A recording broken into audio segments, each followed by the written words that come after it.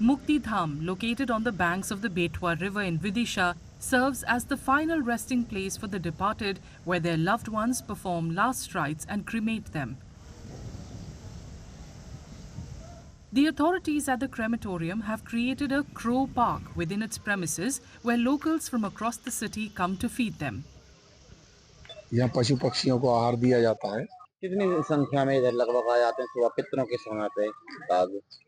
काग पितरों के समय पे 100-150 काग तो आ जाते हैं कम से कम, पर डे आ जाते हैं।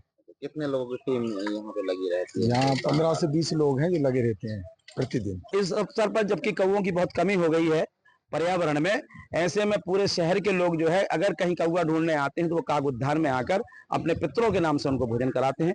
और पितृपक्ष में कौओं का अत्यधिक महत्व है, क्योंकि कौओं को ही पितृ का सर्वश्रेष्ठ श्रेणी प्राप्त है। ऐसे में ये स्थिति जो यहाँ पर है निश्चित ही भूरी भूरी प्रशंसा के लिए है। लोग इससे प्रसन्न है और अपने पितरों को प्रसन्न करने के लिए वो अपना भोजन लेकर कौओं को कराने यहाँ मुक्तिधाम में आते हैं। Feeding crows is considered especially significant during the Pitra Paksh period, which is dedicated to honoring one's ancestors. However, the crow park attracts locals throughout the year who come here to feed the crows during their morning walks. मैं यहाँ पिछले 20 सालों से regular आ रहा हूँ। हर सुबह मेरी यहाँ जरूर आता हूँ मैं।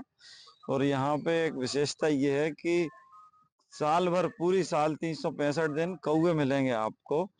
और मुक्तिधाम सेवा समिति जो है उसकी तरफ से एक विशेष बात ये रहती है, ये चावल उबाल के और रखवाते हैं उनको। और हम लोग भी जो घर में रोटियां वगैरह होती हैं वो लेके आते हैं। और आपको पूरे शहर में कहीं भी कौवे नहीं मिलेंगे, यहाँ तो आपको साल भर मिलेंगे। According to Hindu beliefs, crows are associated with the spirits of the ancestors. It is believed that feeding crows can help in appeasing the spirits of the ancestors and ensuring that they rest in peace.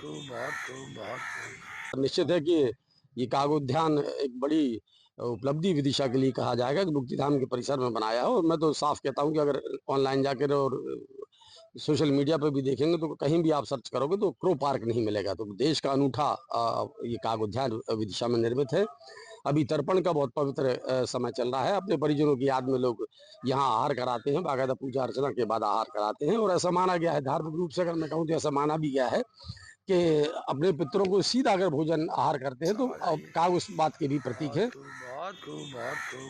The act of feeding crows is also seen as a way of providing nourishment to the ancestors' souls, helping them in their journey in the afterlife.